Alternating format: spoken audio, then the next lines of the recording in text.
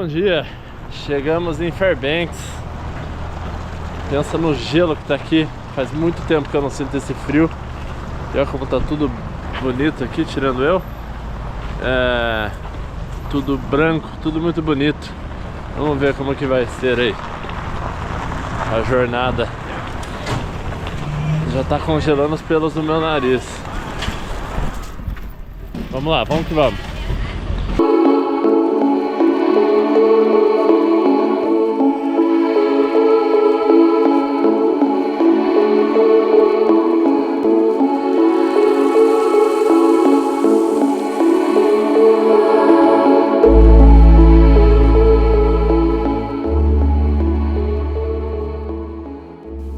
Logo que eu cheguei em Fairbanks, eu vi que os dados da aurora estavam muito bons, por causa de uma erupção que tinha acabado de acontecer. A meteorologia estava ótima e o céu também estava limpo, então decidi deixar as coisas onde eu estava hospedado, pegar o carro e dirigir até um local que se chamava Cleary Summit. E foi lá que eu encontrei a aurora pela primeira vez na viagem, logo no primeiro dia, e ela estava maravilhosa.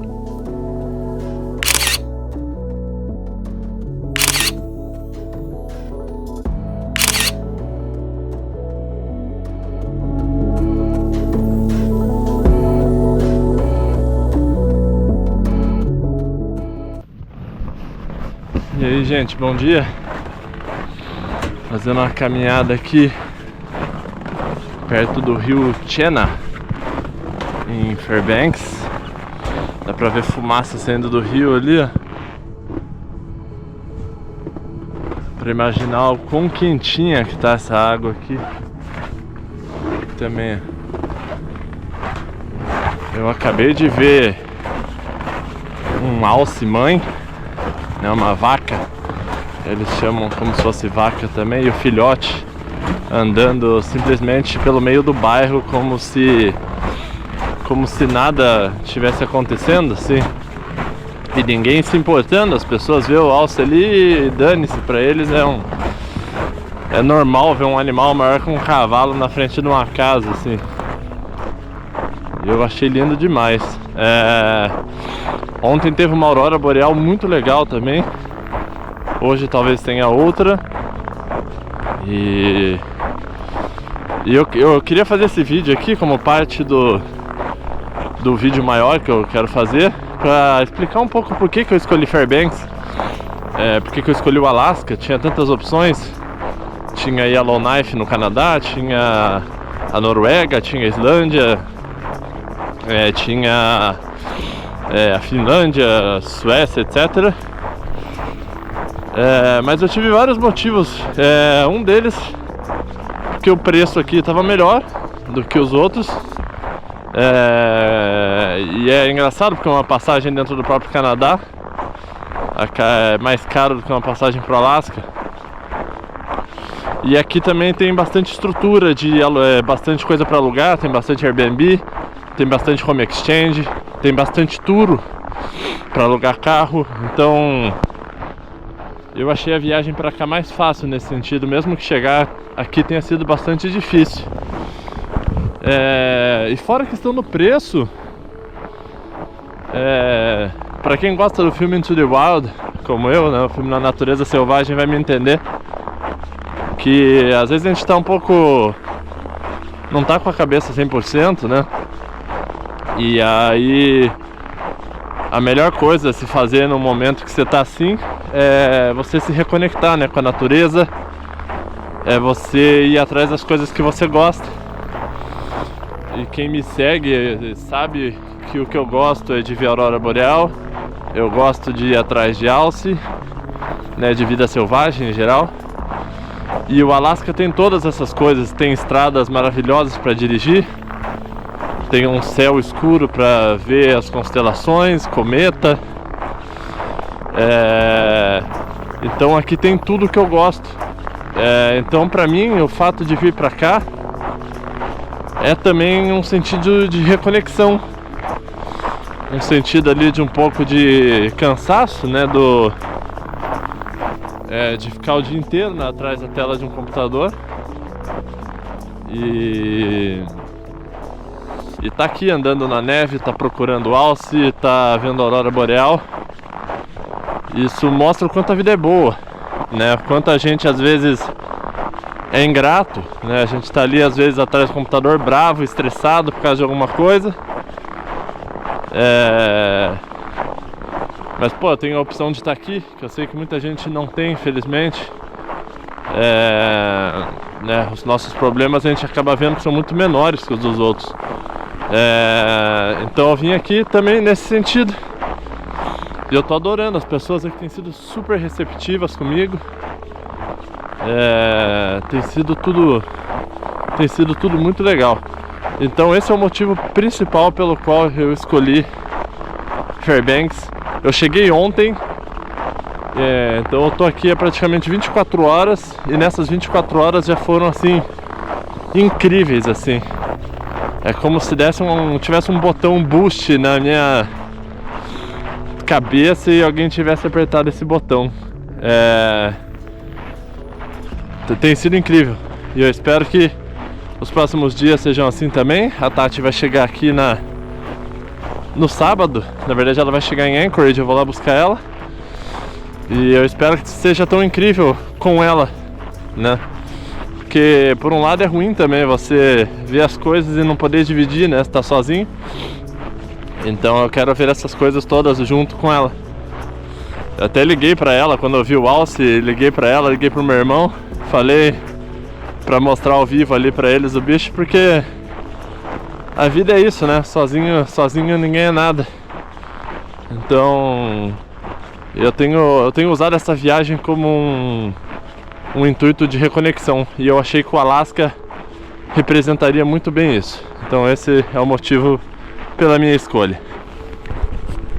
Para que a aurora boreal possa ser observada no céu, é necessário estar atento a diversos dados.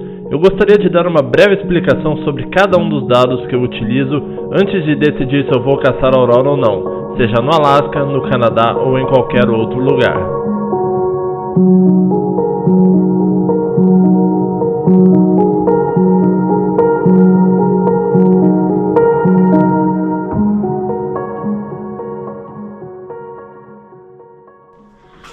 Eu tô dando uma olhada aqui agora nos dados da aurora, né? São os primeiros dados que a gente tem que olhar quando vai atrás da aurora.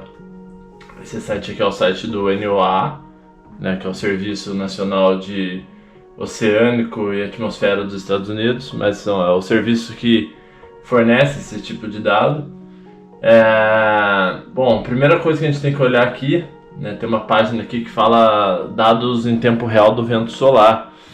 Então aqui eu tenho todas as informações que eu preciso em relação à aurora para decidir se eu vou caçar ou não.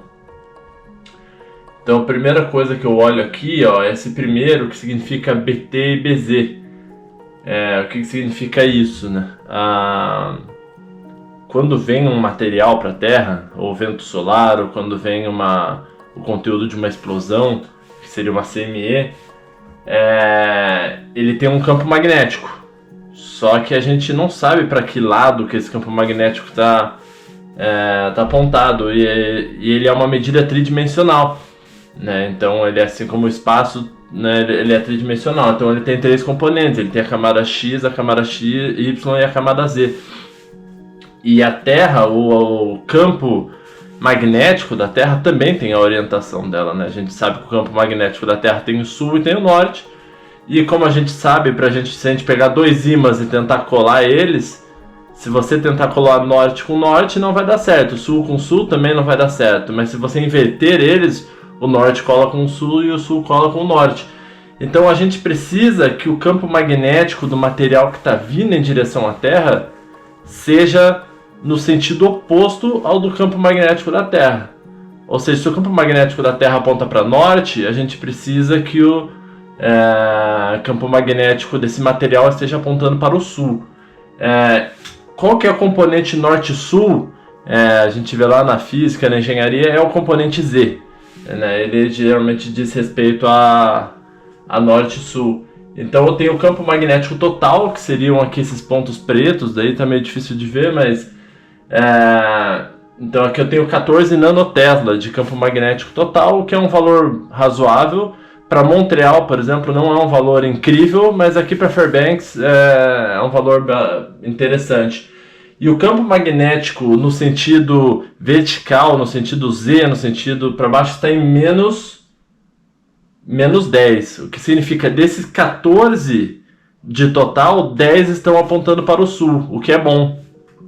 E os outros e o resto deve ter uma parcial apontando para leste-oeste também. Então as duas formam como se fossem dois catetos e a hipotenusa seria esse valor total. Então o valor aqui do vento solar para Fairbanks está bastante bom. BT 14 nanotesla e BZ menos 10 é um valor bom. A partir de menos 5 já é bom para ver a aurora. E para Montreal, geralmente assim, em torno de menos 10 eu já considero um valor bom. Esse valor é que seria suficiente para eu ir caçar em Montreal. Aí depois tem aqui o ângulo, né, dessa massa que está vindo em direção à Terra. Eu não costumo utilizar ele muito para caçar aurora. Está um pouco fora do meu conhecimento a utilização desse ângulo. Mas eu imagino que ele seja também utilizado para calcular esse BT, esse BZ e esse BY. E BX, que a gente não usa o X nem Y aqui, só nos interessa o Z, porque o sentido do campo magnético da Terra é nesse sentido. Aí aparece aqui embaixo a densidade, né, desse material que está vindo. O que quer dizer densidade? A quantidade de material que tem dentro dessa massa. Porque às vezes a gente pode ter uma CME, um vento solar, mas sem conteúdo magnético, né? Às vezes vem só um vazio, ou vem próton, vem coisa, mas sem muito campo magnético, vem uma concentração menor. Então essa densidade aqui que é a concentração aqui de 1 por centímetro cúbico. Então aqui agora eu tenho 2,18. O que não, ontem estava um valor mais alto, por exemplo, deu para ver aquelas auroras rosas. Isso aqui geralmente diz muito em relação à cor da aurora, porque quanto mais denso, atravessa mais camadas e consegue gerar mais luzes, assim. Então fica verde, azul, rosa, vermelho. E essa densidade de 2,11 geralmente não é uma densidade tão boa, assim. Ela é boa mais para verdes, assim, mas deve dar para ver alguma coisa de rosa também.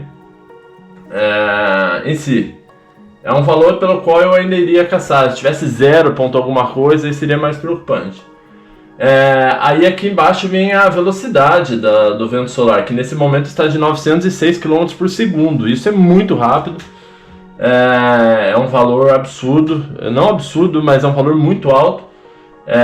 E quanto mais rápido o vento solar, mais forte a aurora. Então 906, geralmente valores acima de 500 já são bons. Então 906 realmente é um valor excepcional. E aqui embaixo tem a temperatura em Kelvin. Aqui eu tenho 4,68 vezes 10 a quinta Kelvin. O que não é assim tão alto perto do que estava ontem, mas ainda é um valor bastante bom. Eu não acompanho muito a temperatura. Talvez outras pessoas com mais conhecimento possam dizer mais sobre isso, mas dá para ver que está estável, então isso é uma coisa boa. Então assim, eu estou em Fairbanks, com esses dados de aurora, eu sairia para caçar. Se eu estivesse em Montreal, com esses dados de aurora, eu sairia para caçar também. Se eu estivesse, por exemplo, na Filadélfia, eu acho que eu não sairia com esses dados, aí eu esperaria dados melhores. Aí outra coisa que tem que olhar aqui o próprio NOAA, eles pegam todos esses dados, eles fazem um cruzamento desses dados para determinar como vai estar a aurora daqui uma hora. Então, por exemplo, se eu for aqui, deixa eu vir aqui, deveria ter um dashboard aqui de aurora, deixa eu ver aqui, dashboards, aurora.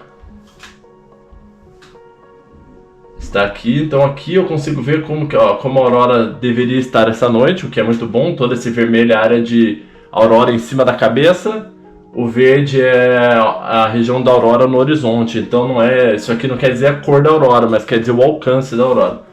E aqui eu consigo ver em tempo real como que a aurora vai estar daqui 29 minutos. Por que ele diz daqui 29 minutos, daqui 1 hora, daqui 40 minutos? Porque quem está lendo esses dados não está na Terra, é um satélite que está no L1, que fica 1,5 milhão de quilômetros da Terra. Então o vento solar ele está posicionado justamente entre a Terra e o Sol. Na linha, se você traçar uma linha entre a Terra e o Sol, o satélite vai estar sobre essa linha. Claro, muito mais próximo da Terra do que do Sol. Então, quando os dados batem nele, quando essa massa bate nele, sabe-se que ela vai bater na Terra também, porque ele está no caminho. E com base na velocidade do vento solar, ele consegue saber em quanto tempo esse vento vai chegar na Terra. Então, por exemplo, 1,5 milhão de quilômetros, a gente viu ali que a velocidade está em torno de 900 km por segundo. Você faz a conta aí do tempo, né? Espaço...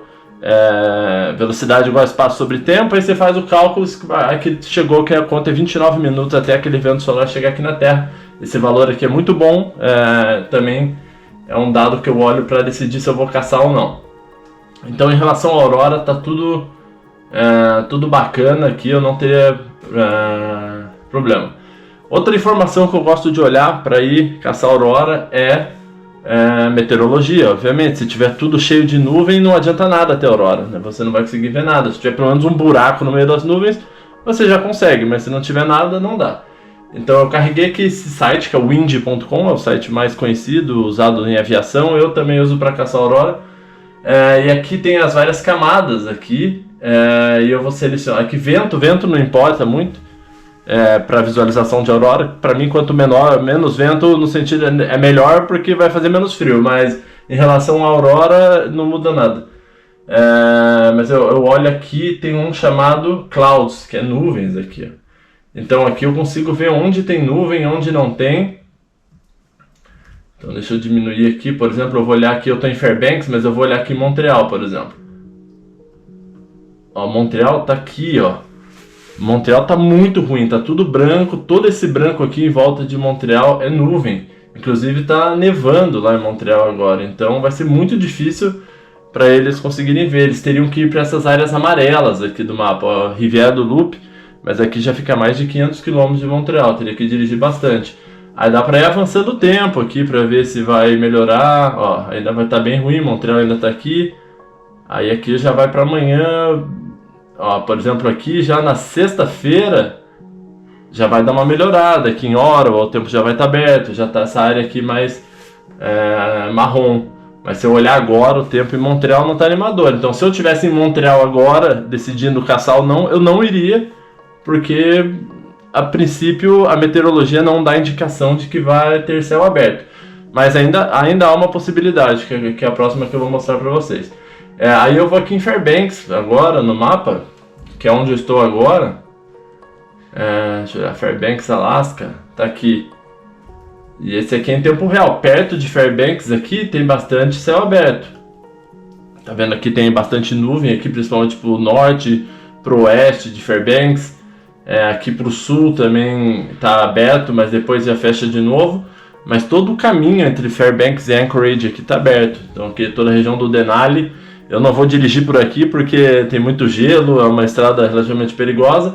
Mas aqui perto de Fairbanks mesmo, aparentemente tá ali entre o marrom e o branco. Então se eu clicar aqui, por exemplo, aqui vai me dizer mais ou menos essa aqui é a camada do vento, que eu não quero, o vento não me importa agora. Aqui, por exemplo, tem 18% de nuvem. O que isso quer dizer? Isso quer dizer, não quer dizer que seja uma camada de 18% de espessura. Isso quer dizer que 18% da região vai ter nuvem. Então eu ainda tenho 82% de espaço ali para ver aurora. Então aqui em Fairbanks está valendo a pena. Por exemplo, se isso aqui fosse 100% fidedigno com o que está acontecendo, por exemplo, tem uma cidade chamada Healy aqui embaixo que está provavelmente com zero de cobertura de nuvem. É zero. Então lá seria melhor para ver, mas eu não pretendo dirigir até lá. Mas esse Wind é um lugar muito bom para decidir onde ir ver a aurora, com base no tempo. Aí tem um outro site que eu gosto de olhar, que é o Ghost Imagery Viewer, que também é fornecido pelo NOAA, que são imagens de satélite em tempo real das condições climáticas. Então que eu consigo ver do Canadá, dos Estados Unidos, da Califórnia, de todos os... Califórnia faz parte dos Estados Unidos, mas ela está em outro satélite. Porque tem um satélite que monitora a costa leste e um satélite que monitora a costa oeste. Então, por exemplo, aqui eu vou olhar Montreal. Em vez de olhar o Canadá, eu gosto de olhar aqui o do Nordeste dos Estados Unidos, porque Montreal está muito perto aqui do estado de Nova York, então eu acho que pega uma resolução melhor aqui. Então eu pego aqui o Gel Color, por exemplo, que é primeiro band aqui de... Então essa imagem aqui foi gerada 1h30 da manhã UTC. O TC está 5 horas na frente de Montreal, então isso daqui é 8 horas da noite em Montreal. Eu estou 4 horas aqui atrás de Montreal, seria 4 horas da tarde aqui. Isso já tem algum tempo já, 44 minutos. Então foi 1h31, então seria 4h30 da tarde aqui em Fairbanks. Então, por exemplo, se eu ampliar aqui, ó, por exemplo, deixa eu abrir aqui a imagem maior. Deixa eu dar um zoom aqui. Aqui embaixo dá para ver bem aqui a Pensilvânia, por exemplo. Aqui dá para, desculpa, aqui não é Pensilvânia. Pensilvânia é aqui, por exemplo. Você vê que ela tá bem coberta também. Dá para ver, deixa eu ampliar aqui, ó. Aqui tem o estado de Nova York. Aqui tem o estado de Nova York e aqui tem o estado de Vermont. E aqui Montreal dá para ver que tá com bastante nuvem. Toda essa parte azulada aqui é nuvem. E aqui também é nuvem, é um pouco mais fraca, mas ainda vai atrapalhar bastante para ver a aurora. Então aqui, ó, você vê toda uma parte branca. Embora a neve, quando ela está no chão, ela também deixa esbranquiçada essa tela. Mas aqui dá para ver que muda bastante o perfil. Então isso aqui, Montreal agora, por exemplo, está embaixo de nuvem. Então se eu estivesse em Montreal, eu não iria caçar por causa disso, porque no tempo real não tá bom. E aqui no próprio site do NOAA eu também consigo olhar uma animação de como que tá como que as nuvens estão se movimentando por lá. Então aqui, ó, por exemplo, Montreal tá aqui, ó, tô vendo que as nuvens estão se movimentando da esquerda para a direita e tem ainda mais nuvem para chegar aqui. Ela tá vindo daqui. Então, infelizmente para Montreal essa noite, nesse momento, não teria praticamente condição alguma. Mas pode ser que isso mude, pode abrir um buraco às vezes. E aí nesse buraco o pessoal conseguir ver a aurora. E agora eu vou olhar para Fairbanks, que é onde eu estou. Deixa eu abrir de volta aqui, eu tinha fechado. Então aqui, todas essas coisas aqui do leste americano faz parte do GOES East, que é um satélite que monitora ali o leste da América do Norte. Como eu estou no Alasca, em Fairbanks, eu tenho que procurar um satélite que monitore o lado oeste, então fica no GOES West. Então aqui eu tenho Alaska e Central Alaska. Deixa eu olhar aqui quais são. Como eu estou no centro aqui, né, em Fairbanks, eu vou olhar o Central Alaska aqui. Ó, essas aqui são as imagens. Deixa eu abrir aqui uma imagem. Deixa eu abrir aqui a imagem. Ó, Fairbanks, dá pra ver aqui essa luzinha, ó. Fairbanks está bem aberto. Aqui dá pra ver que tem bastante reflexo de neve. Mas toda a parte azul aqui de nuvem está mais longe. Ainda tem um pouco de nuvem aqui em cima de Fairbanks, eu consigo ver. Mas só que mais para leste aqui de Fairbanks parece estar mais tranquilo. Aqui, por exemplo, não está ruim. Descendo, como a gente tinha visto no Indy, sentido Anchorage, aqui tá bom também. Mas eu não vou ser louco de dirigir para lá agora à noite. Mas aqui para o sentido leste tá bom, porque toda a parte mais grossa aqui, branca, tá em volta, mas aqui aparentemente está limpo. Vamos ver, pode ser que não se confirme isso. Deixa eu olhar também como está o movimento dessas nuvens aqui, porque não adianta agora tá limpo e daqui meia hora, que é a hora que eu chegar lá, não está. Então eu preciso ter aqui, através do GIF, eu consigo ter uma ideia de como estão se movimentando as nuvens. Então eu vou abrir ele aqui, deixa eu ampliar ele aqui. Ó, Fairbanks está aqui, ó. As nuvens, elas estão se movendo um pouquinho de baixo para cima, mas ó, essas grandes aqui estão mais ou menos paradas, ó, elas não estão se movendo, formando aqui em volta de Fairbanks. Então, ó, o oeste de Fairbanks aqui também tem um pouco, mas aparentemente o leste está bom. Então hoje eu vou tentar caçar a aurora no leste de Fairbanks. E aí por último vem a última coisa que eu gosto de olhar, porque não adianta ter céu aberto, não adianta ter aurora boa se você não estiver num lugar que dê para ver a aurora. Então, como que você descobre um bom lugar? A primeira coisa que você faz é pesquisar antes na internet, em geral, quais são os bons lugares para ver a aurora. Por exemplo, eu cheguei ontem em Fairbanks, eu não conheço bem Fairbanks, então eu pesquisei os melhores lugares, eu vi algumas sugestões e eu vou para um desses lugares, porque eu não conheço aqui, não vou ficar andando, tem muito gelo, tá muito frio, não vou ficar andando muito em lugar desconhecido. Mas, por exemplo, se eu conheço bem, eu gosto de ir no Google Maps. Então eu vou abrir aqui, por exemplo, Fairbanks no Google Maps. Aqui tá Fairbanks, só que aqui no mapa não dá pra ver muita coisa. Eu gosto de mudar a camada aqui do mapa, em vez de ver aqui como que tá as ruas, essas coisas, eu gosto de olhar o satélite, que é o terreno aqui. Deixa eu ver, more, aqui ó, satellite, aqui é a imagem de satélite de Fairbanks, por exemplo. Então, eu vi que um lugar bom, por exemplo, o que a gente precisa? Lugares abertos. Por exemplo, se você for no meio de uma mata, vai ter árvore em cima, dos lados, e você não vai conseguir ver a aurora. Então você precisa de um lugar aberto. O que seriam lugares abertos? Próximos a rios, lagos, fazendas, topo de montanha, mas eu não vou subir uma montanha andando, mas se der para subir de carro, é um lugar bom também para ver. Então, por exemplo, aqui tem o Tanana River aqui. Ele é um rio grande aqui, então, por exemplo, se tiver algum lugar perto dele aqui, pode ser um lugar bom para ver a aurora. Hoje eu vou caçar no lado leste, e tem um lugar aqui que fica perto de Polo Norte. Deixa eu achar aqui, cadê no Polo Norte? Deixa eu abrir aqui, North Pole. Se chama Chena Lakes aqui. Aqui dizem que é um lugar muito bom para ver a aurora, que as pessoas vão lá em geral, tem bastante espaço aberto. Tem um estacionamento aqui dá pra ver também, tem um estacionamento bem aqui dá pra ver que tem uma área aberta também. Eu só não sei se essa rodovia aqui não vai interferir muito na questão da visibilidade. Mas aqui tem um estacionamento muito grande, dá pra andar, tem uma praia aqui. Se alguém quiser nadar aqui no Alasca no inverno, sente-se à vontade. Mas aqui aparentemente tem bastante lugar bom. É aqui que eu vou arriscar ver a aurora hoje. Então é isso. Eu queria falar um pouco como que eu vejo os dados da aurora antes de ir. E eu vou gravando a caçada aí para vocês irem acompanhando. Beleza? Valeu, obrigado.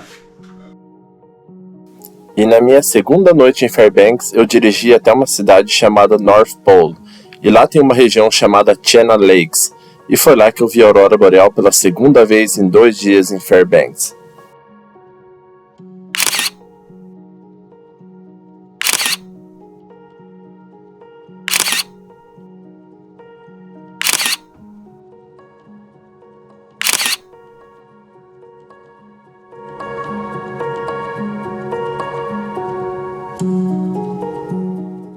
Se puder, fotografe as suas auroras em formato RAW.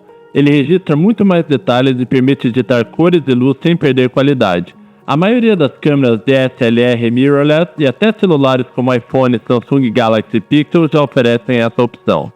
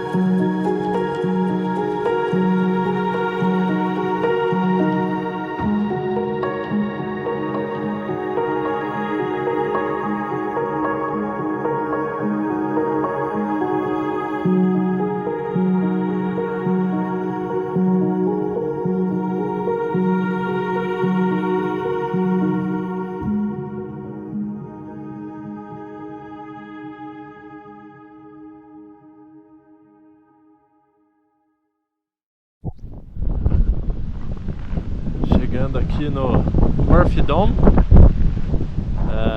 fica mais ou menos 40 km da cidade de Fairbanks. O Alaska Range fica lá no fundo, que é onde fica o Monte Denali, né, que foi mudado de nome, se chamava McKinley, virou Denali no governo do Obama, e aí agora no governo do Trump virou McKinley de novo. Aqui é um lugar bem bom para ver a aurora. Os dados de aurora não estão muito bons hoje, mas eu quero ver como que é a aurora sem explosões.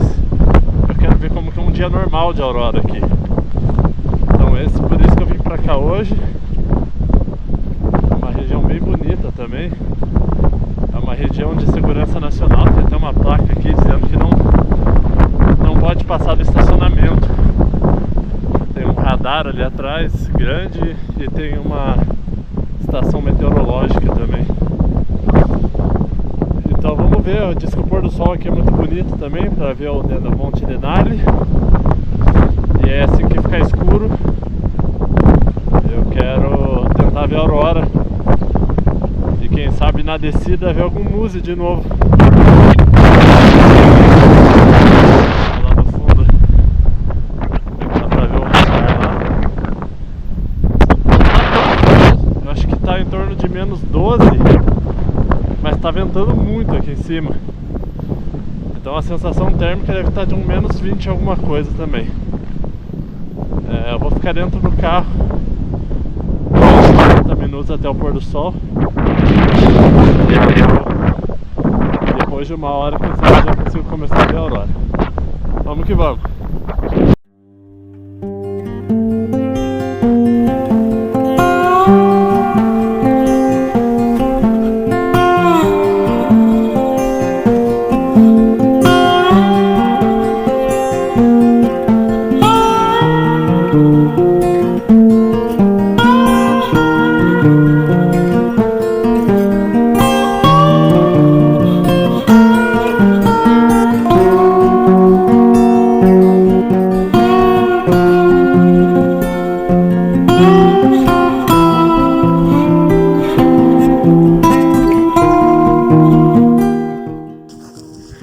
E aí pessoal, olha como que eu tô agora.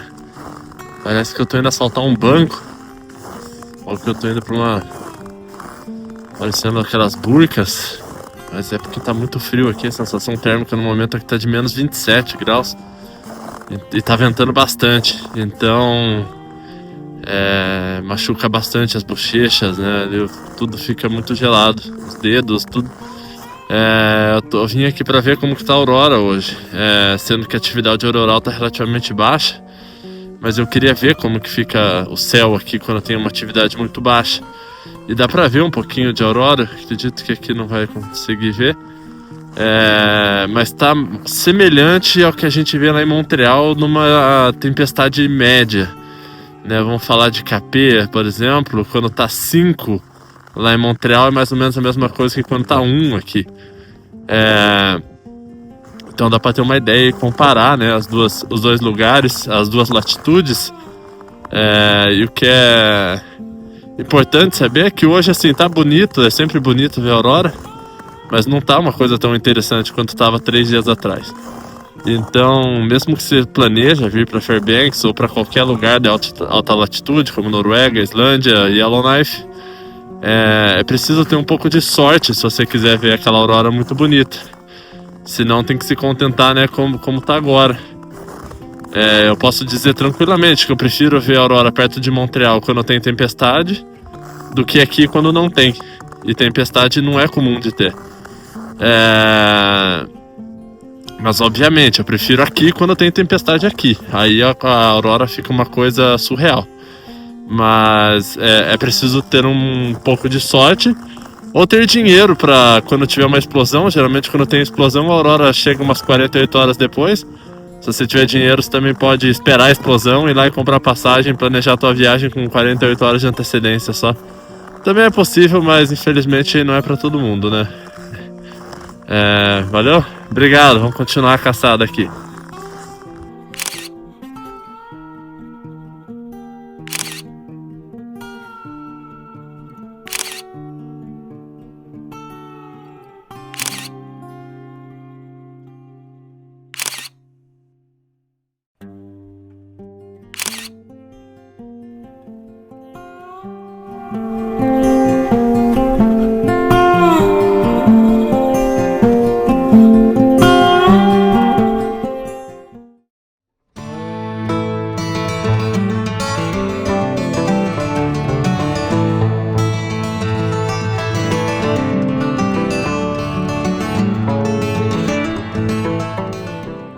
Hoje é dia de dirigir de Fairbanks até Anchorage, cerca de 580 km de distância. O dia está ensolarado, perfeito para a estrada, e talvez até para ver a montanha mais alta da América do Norte e o incrível Parque Denali pelo caminho.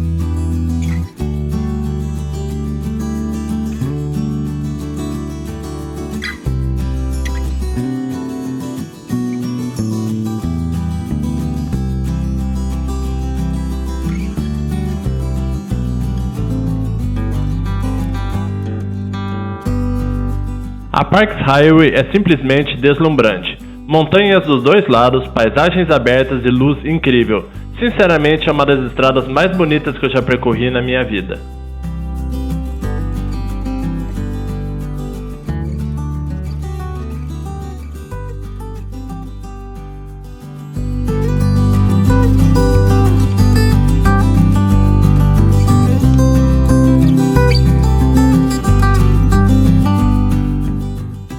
Na estrada para Anchorage, dá uma paradinha aqui no viewpoint do Mount McKinley, como ele está sendo chamado, como ele era chamado até 2014, se eu não me engano, e depois, agora ele voltou a ser chamado McKinley. Ele foi chamado de Mount Denali por um tempo também, durante o governo do Obama. O Obama mudou para Mount Denali, depois o Trump mudou novamente para McKinley e se...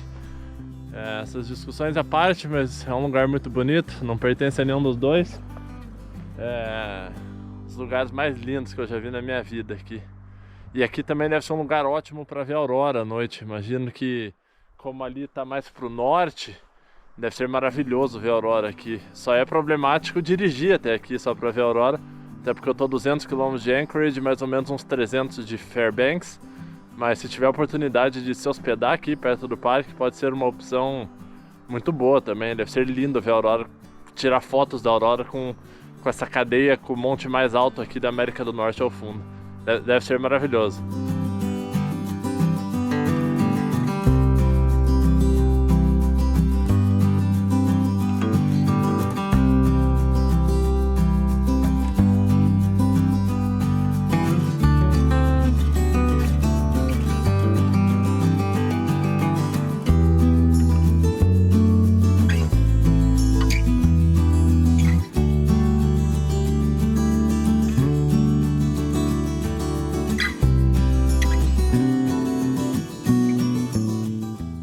Cheguei em Anchorage, já com a noite caindo, justo a tempo de buscar minha esposa no aeroporto. Sempre o melhor momento da viagem. Agora é dormir cedo porque amanhã seguimos pela Seward Highway até o Kenai Fjords National Park.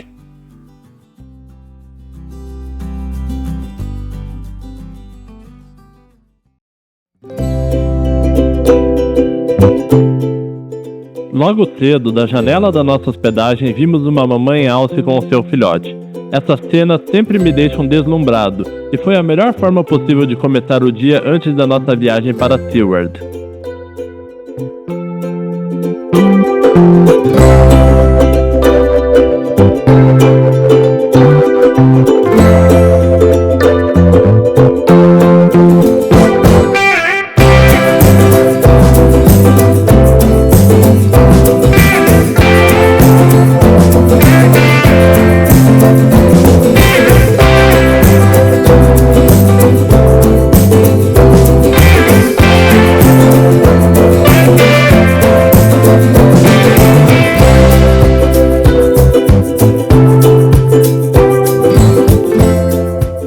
A primeira parada foi Bird Creek, parece até mesmo um papel de parede do Windows.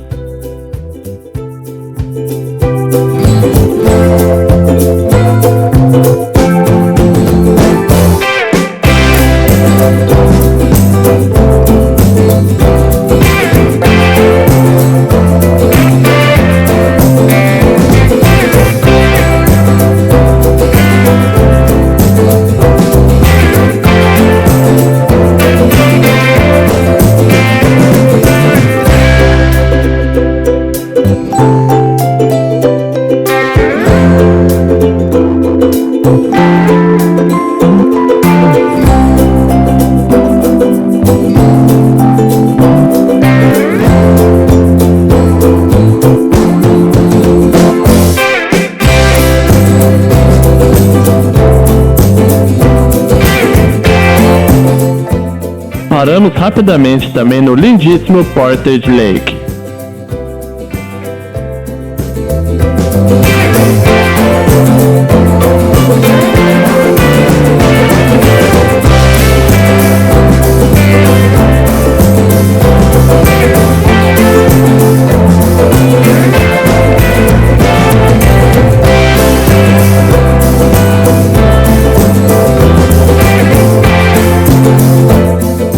Paramos também para ver as pessoas patinando e jogando hóquei em cima do Lago Summit.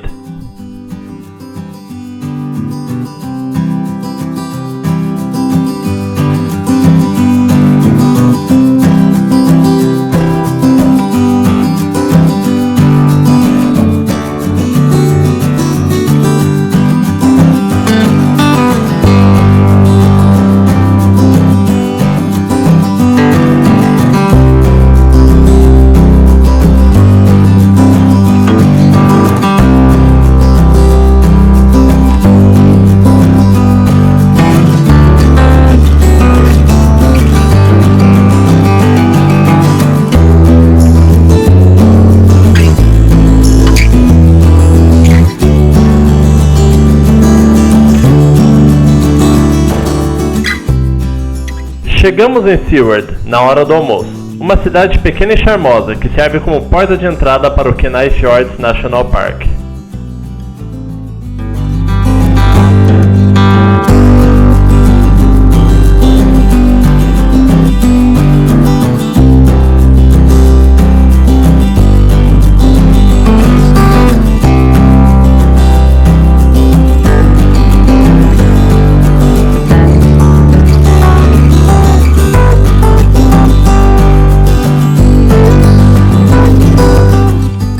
A previsão indicava neve na estrada, deixando o trajeto bem mais perigoso, então seguimos para Anchorage com atenção redobrada.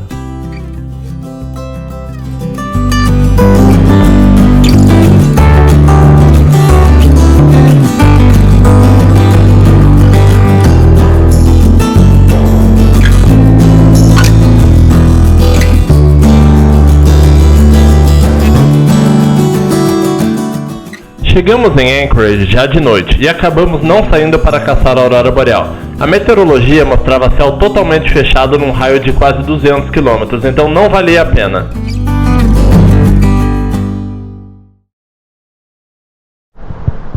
E aí pessoal, caminhando aqui pelo centro de Anchorage. Eu vim antes de ontem de Fairbanks até aqui dirigindo para poder encontrar a Tati, tá aqui do lado.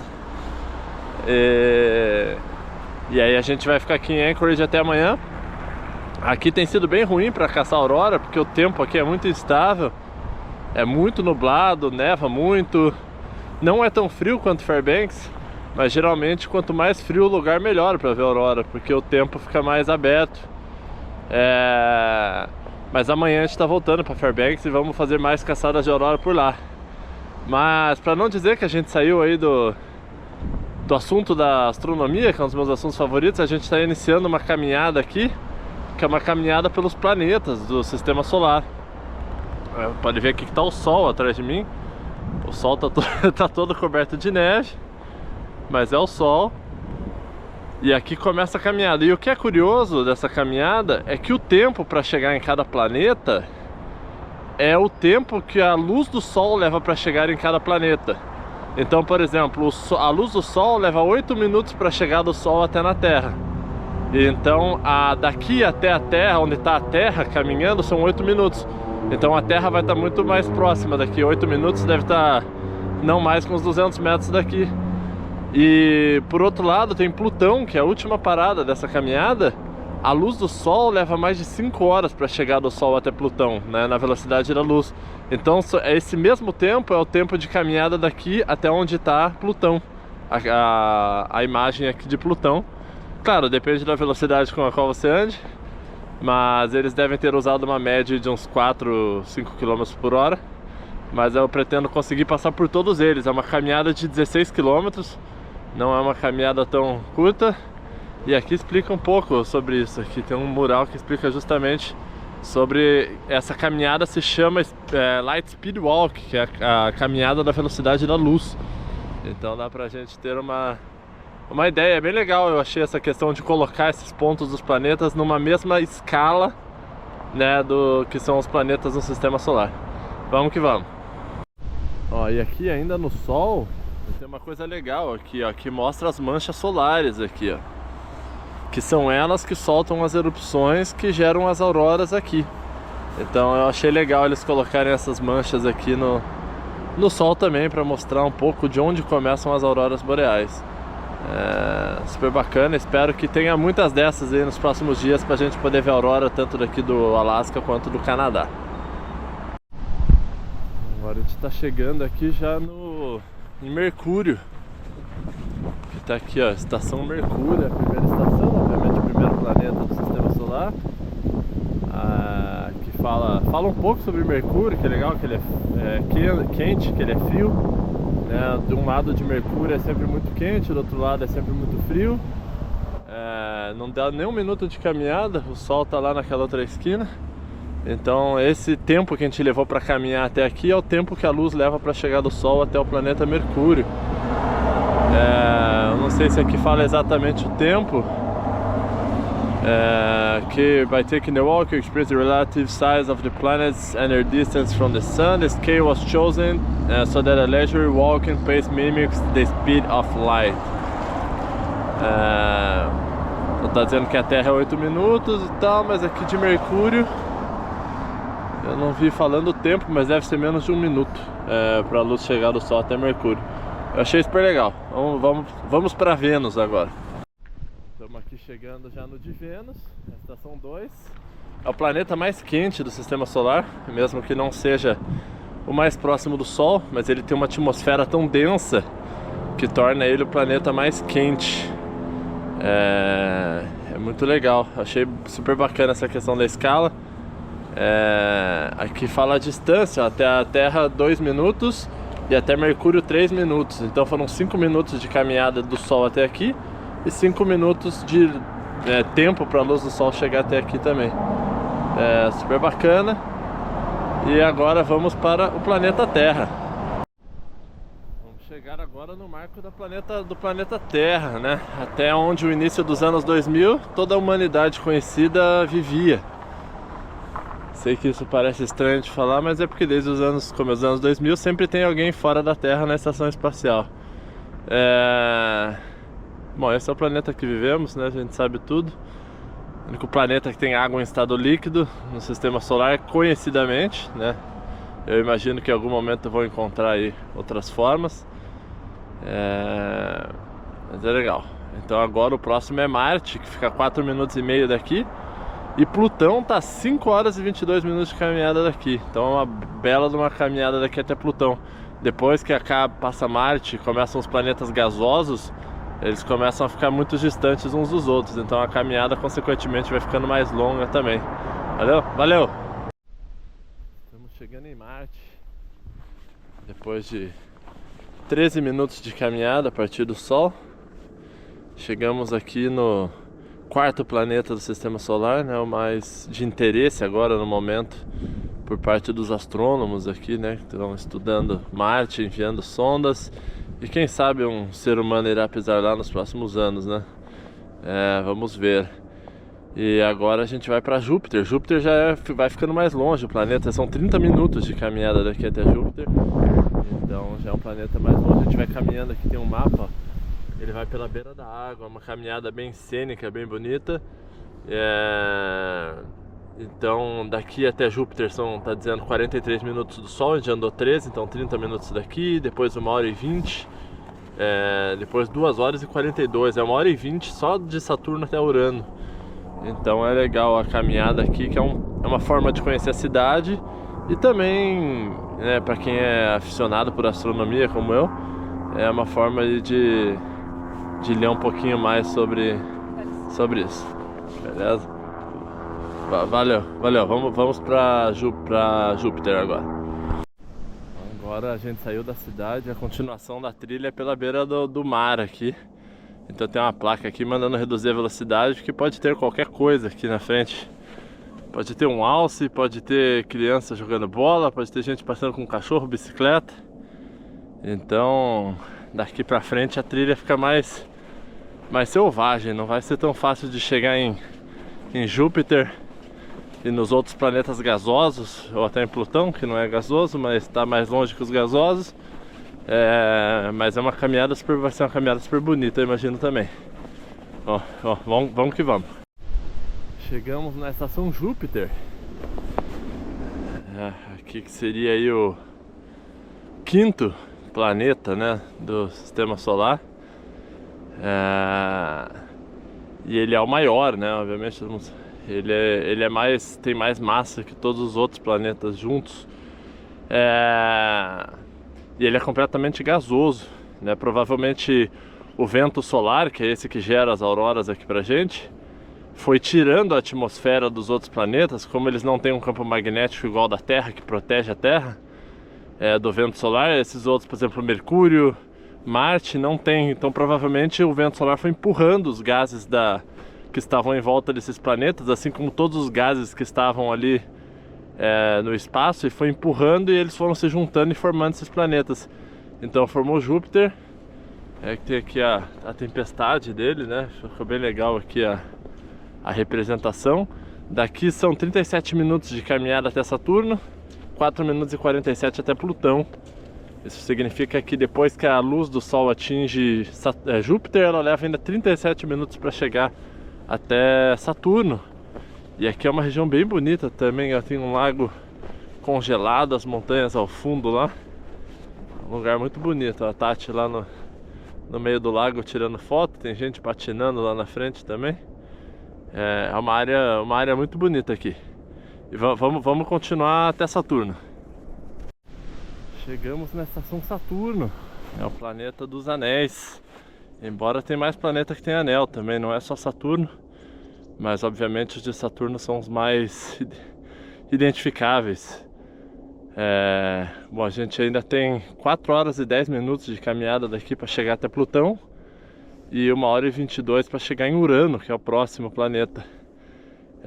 E daqui no Sol é 1h20, que é o que a gente já andou. Vamos pro próximo. Depois de uma boa caminhada, dessa vez não foi tão curta, chegamos em Urano. Isso é muito didático, porque mostra a real diferença de distância entre, por exemplo, a Terra e Marte e Saturno e Urano, né? A gente levou, será 3 vezes o tempo para chegar aqui de Saturno e Urano do que a gente levou para chegar da Terra em Marte. E isso é mais ou menos a mesma coisa no Sistema Solar. Muito legal. O nome dele acabou virando motivo de piadas em inglês, mas é um planeta bastante curioso também, porque ele é o único planeta que gira no sentido longitudinal ao plano do Sistema Solar. Ele não gira igual a Terra, igual a Marte, né, que gira ali no mesmo sentido que o Sol. Ele gira como se fosse tombado de lado. Ele gira no sentido norte-sul, o que é uma curiosidade dele. E ele também tem anéis, né? Eu falei lá em Saturno que o Saturno não era o único planeta que tem anel, mas Urano também tem. Claro que não é tão visível, Urano já é muito difícil de ver da Terra, quem dirá os anéis dele, mas é muito legal. E aqui também tem um aeroporto aqui na cabeceira e os aviões decolam bem aqui onde a gente está. Não sei se dá.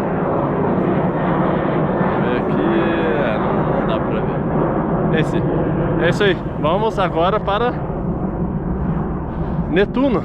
E daqui em Netuno são 1h30 de caminhada ainda, então tem muito chão. E para chegar em Plutão ainda são 2 horas e 48 minutos de caminhada. Imagino que a gente vai chegar lá à noite já. Mas a gente quer chegar até lá, nem que a gente tenha que pegar um Uber depois para voltar para onde a gente deixou o carro lá no Sol. Valeu, vamos para Netuno. Alô, estamos chegando aqui na estação Netuno, penúltimo planeta do Sistema Solar, se a gente for contar Plutão, que na verdade não é mais um planeta. Mas aqui, para critério da trilha, ele ainda é considerado um planeta. Então estamos aqui, Netuno, planeta azul. Penúltima estação nossa aí. Ainda tem 1h18 de caminhada daqui até Plutão, que é o tempo que a luz leva para chegar de Netuno até Plutão. Ou 4h12 daqui até o Sol, que é onde a gente começou a nossa caminhada. Então tem chão ainda para chegar até lá. E é incrível ver como é longe Netuno de Urano, né, em relação à distância entre outros planetas. Por exemplo, Saturno e Júpiter é muito mais perto do que Urano e Netuno. O legal dessa caminhada é isso, ela mostrar essa proporção, essa escala de como que é o Sistema Solar. É muito bacana. Vamos lá, estamos cansados, a gente já andou aí bastante, já andamos 14 quilômetros quase. Mas vamos andar esse último stretch aí até Plutão. Falta 1h18 para chegar até lá. Então, vamos que vamos.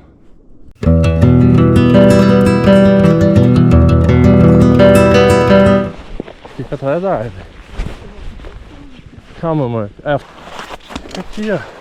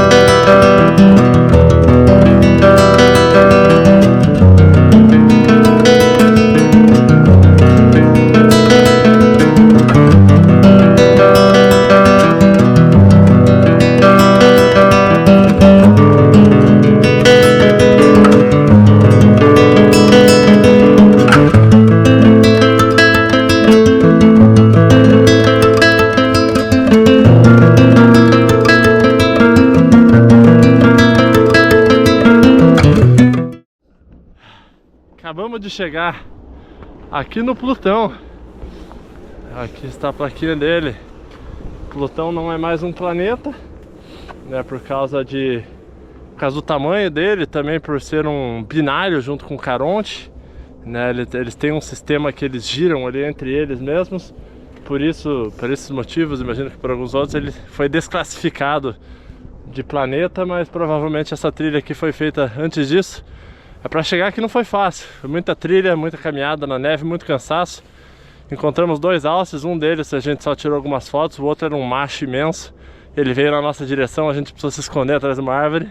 Não foi uma coisa muito fácil, foi assustador e incrível ao mesmo tempo. Quer dizer, agora foi incrível, mas na hora ali o marcador aqui do coração deu uma acelerada. Mas foi muito legal ter caminhado até aqui, ter feito todos os planetas. Foi uma forma muito bonita de conhecer Anchorage, tirar várias fotos bonitas. E amanhã a gente segue a nossa jornada para Fairbanks de novo para poder caçar a aurora de novo. Vamos que vamos. No dia seguinte, seguimos cedo para Fairbanks, sem imaginar o quão desafiadora essa viagem seria.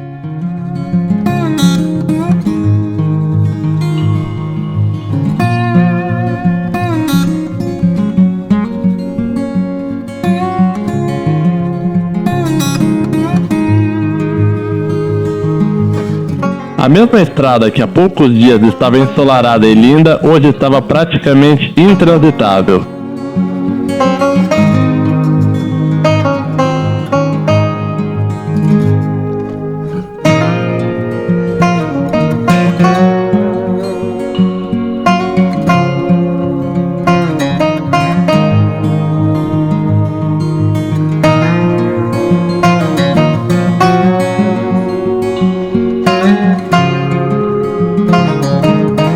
Conforme fomos chegando no Parque Nacional Denali, o céu foi se abrindo.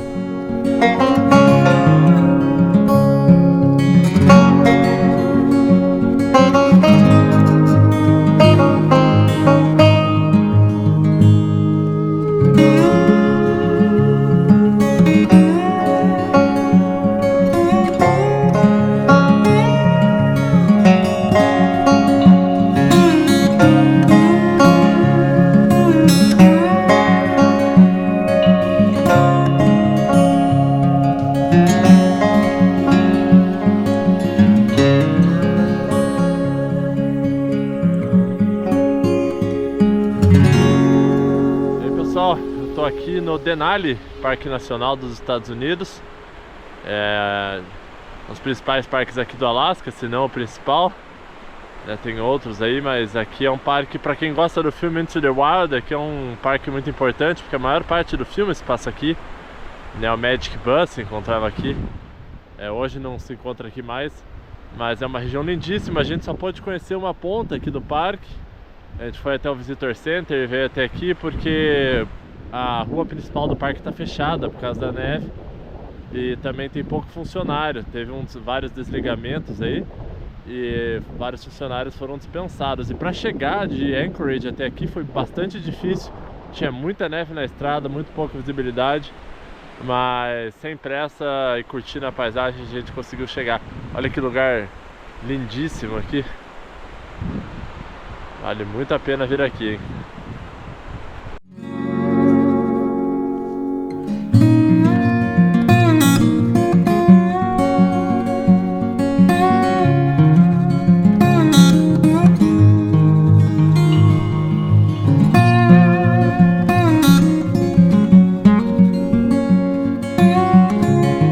Acabamos chegando somente à noite em Fairbanks.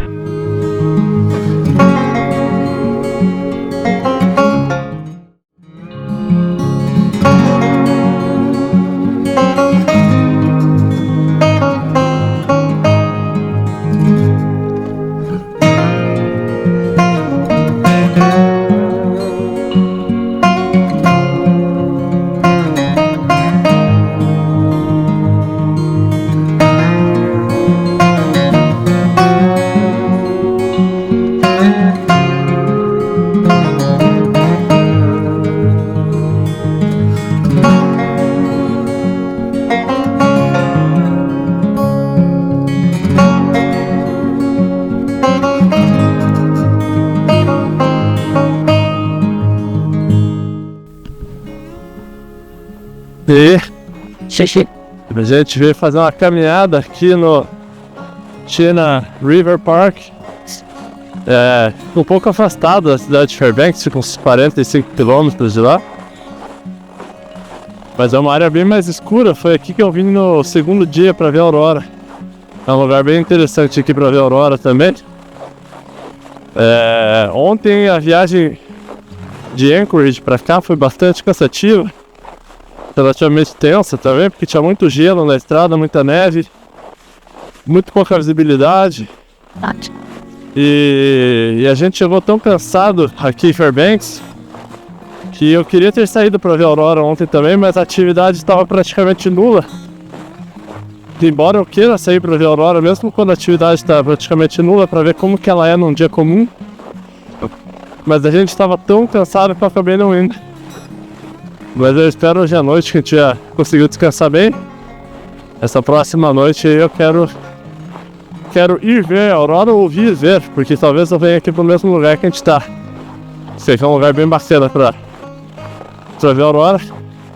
E hoje a atividade auroral deve estar bem baixa também, mas pelo menos o céu deve estar bem limpo. Então vamos continuar aqui a nossa caminhada. São 5,5 km de caminhada. A temperatura no momento está de menos 17 graus. Tá bem gelado, mas é necessário mexer um pouco o corpo também. Valeu!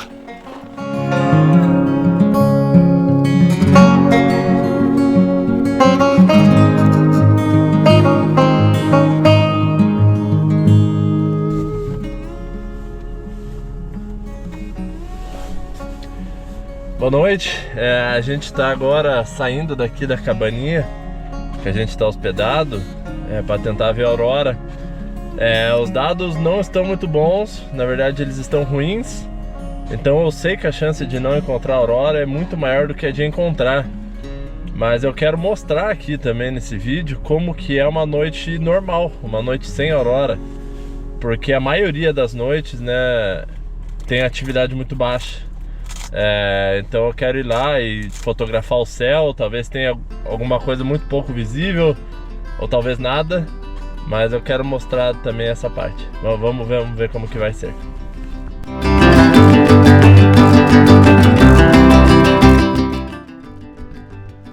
E aí pessoal, cheguei aqui no ponto que eu vim para ver a aurora. Tá bastante escuro aqui, né? Fica parecendo aqueles documentários de filme de terror, tipo A Bruxa de Blair, mas eu achei a aurora aqui, né? Os dados aurorais estão bem ruins, mas o céu está bem aberto, mas ela está bem fraca. Não é uma aurora assim de encher os olhos de lágrimas. Eu compararia a uma pequena G1 assim na latitude de Montreal, né? Então aqui eu tô ali a 65 graus, Montreal tá 45. Então eu diria que aqui com essa atividade baixa, vamos falar em KP aí, seria mais ou menos entre 0 e 1 mesmo, seria mais ou menos como um 4 lá em Montreal. Não é uma coisa incrível, mas dá pra ver no horizonte, principalmente quando você tira uma foto de longa exposição. Eu consigo ver a olho nu, um pouquinho assim, né, dá pra ver aquela faixa verde, mas sem muitos pilares, e durante as subtempestades aparecem alguns pilares que dá pra ver a olho nu. Mas tudo naquela cor como se fosse uma nuvem mais brilhante, mas não dá pra ver as cores muito bem a olho nu. Muito diferente do que aconteceu na semana passada. Mas fica de olho que agora eu vou rodar o vídeo do timelapse de agora, né? Que é como a aurora em Fairbanks se parece quando a atividade auroral tá bem baixa, que é o que acontece na maioria dos dias, né? Não é... Então se planejar uma viagem para o Alasca, ou para Noruega, ou para Islândia, para ver a aurora, é bom considerar que as chances são maiores de você ver a aurora dessa forma do que das formas como eu vi na semana passada e que estão ao longo desse vídeo também. Dá uma olhada.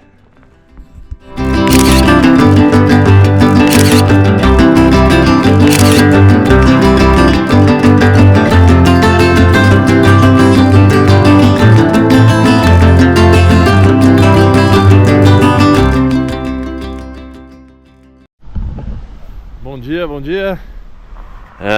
Mais um dia, mais uma manhã aqui em Fairbanks. Ontem deu para encontrar um pouquinho de aurora. Eu vou dizer que foi um pouquinho, porque, claro, quando a gente vem para Alasca a gente espera aquelas coisas maravilhosas dançando no céu. E ontem deu para ver ali algumas coisas na longa exposição, mas estático. Então não foi uma aurora assim tão bonita, mas para mim é sempre bonito. E foi importante também ver como que a aurora se comporta quando os dados estão ruins aqui no Alasca. Isso era uma coisa que eu queria ver, eu tinha curiosidade também, porque é o que acontece na maioria das vezes. Hoje os dados estão bons, tem um buraco coronal virado para a Terra, então a Terra está sob efeito aí de um vento solar mais forte. Então hoje à noite tem chance de uma tempestade aqui, inclusive de Montreal também, quem estiver em outros lugares. Só que hoje a meteorologia aqui a princípio vai estar ruim, tem até chance de neve hoje à noite aqui. E então hoje talvez a gente vai ter que caçar mesmo, de verdade, a aurora, né? Pegar o carro, dirigir, ir atrás. Eu tô curioso pra ver como que seria uma caça aqui, porque até então a gente só viu a aurora perto, né? A gente não viajou mais que 10 milhas de onde a gente estava pra ver a aurora. E por enquanto a gente tá passeando pela cidade, foram vários lugares que a gente tem ido. A gente foi no Chena, a gente foi na casa do Papai Noel, a gente vai ainda lá na loja do Papai Noel daqui a pouco, na verdade, mas a gente já foi na cidade. E agora eu passei por esse lugar aqui, vou virar a câmera. Esse lugar aqui é o sistema de tubulação de petróleo do Alasca. Isso aqui é bem interessante, porque isso aqui viaja por mais de 1.200 quilômetros, de norte a sul do Alasca, carregando petróleo lá do norte, né, onde é tudo congelado, até o sul, que é onde fica a cidade de Valdez. E aí lá em Valdez eles colocam esse petróleo nos navios para levar para os outros lugares dos Estados Unidos. Esse tubo aqui tem mais de 1 metro de diâmetro, corre mais de 1.200 quilômetros e tem uma engenharia bem robusta envolvida aqui, porque o óleo está fervendo e ele passa em lugares congelados, então eles não podem deixar que o óleo torne o solo instável. Então eles têm que remover o calor, né? Tanto é que tem aquelas placas ali, ó. Isso aqui ajuda a remover o calor da tubulação também. E ela também tem um sistema de zigue-zague, porque claro, como a temperatura externa é muito baixa e a interna é muito alta, ele fica contraindo, fica se alargando, e isso também pode causar fraturas, né? Então eles têm todo um sistema de zigue-zague na tubulação para evitar que algum desastre aconteça. Eu achei bem interessante. Aqui, claro, visualmente não tem nada demais assim, mas para quem se interessa por engenharia e ciência é um lugar bastante interessante. Então vamos continuar o dia aqui. Vamos continuar o dia e à noite vamos atrás da aurora de novo. E vamos que vamos.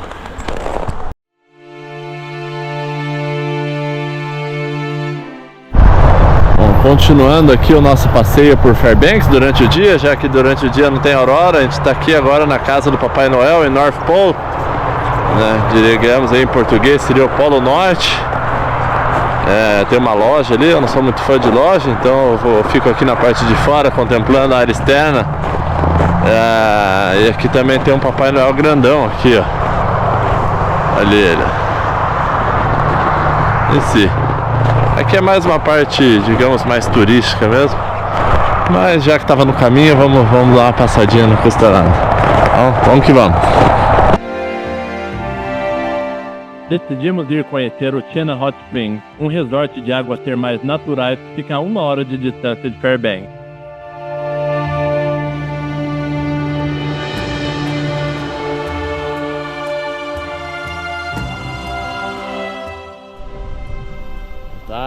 Estamos esperando a aurora aqui no Chena Hot Springs, tomando um banho aqui nessa água fervente, e fora tudo gelado, congelado, em torno de menos 10 graus Celsius do lado de fora, mas a água tá fervendo. É um lugar bem curioso de vir, bem diferente, vale a pena. E vamos torcer para essa aurora aparecer hoje à noite, mas o céu aqui tá bem nublado, mas vamos torcer. Vamos que vamos. O céu estava fechado por toda a região, então decidimos não ir caçar a aurora boreal. A estrada estava muito escorregadia e estaríamos correndo riscos.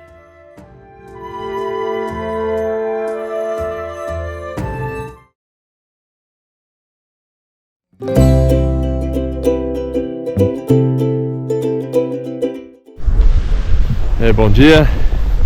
Meu último dia aqui no Alasca, né? Meu último dia em Fairbanks. Tô aqui embaixo do Arco dos Chifres dos Alces aqui, que eles fizeram no centro da cidade. A noite passada os dados magnéticos estavam bons, mas a meteorologia estava muito ruim aqui em Fairbanks, estava nevando. Eu procurei alguns lugares com céu limpo. O mais perto que eu achei foi a 300 km daqui, numa estrada bastante tortuosa, com neve e um frio de menos 20 graus. Eu achei melhor, tomei a decisão de não tentar fazer isso, né? Para quem já assistiu o Grizzly Man ou Into the Wild sabe que o Alasca não dá segunda chance e é melhor não fazer coisas estúpidas por aqui. Então eu decidi abortar a missão de caça de aurora ontem e hoje à noite eu já vou embora. Então a minha caçada de aurora se encerrou. Mas foram 4 noites que eu tive a oportunidade de sair e ver, né? Nas 4 noites que eu tentei eu vi a aurora. E eu fiquei um total de 10 noites aqui. Então é importante para quem está planejando uma viagem, né, para tentar ver a aurora, seja para cá, seja para Noruega, seja para Finlândia, seja para Yellowknife no Canadá, que se você planeja, às vezes eu vejo pessoas fazendo assim, vou fazer uma viagem de 2 dias para o norte para tentar ver a aurora, 3 dias. A chance é muito grande também de não dar nada, de o tempo tá ruim, de não conseguir ver a aurora. Então para mim você tem 2 opções. Na verdade, mais de 2 opções. Ou você fica muito tempo, né? Se ficar 10 dias, igual eu fiquei, por exemplo, provavelmente uma noite ou outra você vai conseguir ver. Essa é uma das possibilidades. A outra possibilidade é ver a previsão do tempo, a previsão de aurora, ir lá e comprar uma passagem no balcão, né? Seria aí também uma outra possibilidade. Ou ficar menos tempo, mas saber, né, a época certa de ir também. Por exemplo, aqui em novembro é mais nublado do que em março, mas março é muito mais frio. Então se você for ficar pouco tempo é melhor vir em março do que vir em novembro. Só que além de pegar muito mais frio, você também vai pegar menos noite, né? Porque em novembro aqui faz muito mais noite do que em março. Então tem que estar atento a essas coisas quando vai fazer uma viagem aí para tentar ver a aurora. Fica a minha recomendação. Eu prefiro uma viagem em Montreal, perto de Montreal, quando tem uma erupção forte, do que uma viagem para cá sem nenhuma erupção, né? Porque aí a aurora fica fraca e às vezes lá em Montreal, quando tem tempestade, fica bonito. Mas claro, o ideal é sempre, quando tiver uma tempestade, estar aqui ou estar em algum lugar de alta latitude. É sempre bom. Então quem tem a oportunidade às vezes de fazer uma viagem em cima da hora, assim, de comprar uma passagem, às vezes compensa para quem mora já na América do Norte ou na Europa, esperar uma erupção forte, pagar mais caro numa passagem em cima da hora, mas garantir que vai estar um tempo bom e que a aurora vai estar boa, do que rifar e ir numa noite aleatória, comprar com 3 meses de antecedência e correr o risco de pegar um céu que nem esse que está agora aqui, ou então pegar uma atividade magnética muito baixa. Então, queria terminar esse vídeo dizendo isso, que essa viagem aqui pro Alasca foi muito interessante. Eu tive a oportunidade aqui de estar com várias coisas que eu amo, a minha esposa, de ver a aurora em 4 ocasiões. Eu gosto de ver vida selvagem, eu vi uns 10 alces nessa viagem. Precisei me esconder de um deles, inclusive. Eu peguei estradas magníficas aqui para viajar para Anchorage, viajamos para Seward. Também foi maravilhoso. É um lugar muito bonito, mesmo que seja muito afastado, e eu tenho vontade de vir aqui no verão, agora mesmo que não tenha aurora, né, praticamente, porque não faz muita noite no verão, mas os parques nacionais aqui são lindíssimos. Eu tenho vontade de vir para ver os alces, os ursos, a vida selvagem ativa durante o verão. Então é isso, eu agradeço a todo mundo aí que apoia de alguma forma esse meu trabalho com as auroras, com as caças das auroras, tanto quem está no Brasil como quem está no Canadá, né, que é onde eu moro. E eu espero um dia, né, poder trazer mais pessoas para poder vir a ver essas auroras também, seja aqui no Alasca, ou seja no Canadá ou na Europa. Beleza? Um abraço, muito obrigado e que venham mais auroras para a gente poder caçar elas independente de onde a gente estiver aí nas altas latitudes e nas médias latitudes também. Beleza? Um abraço, muito obrigado e até a próxima.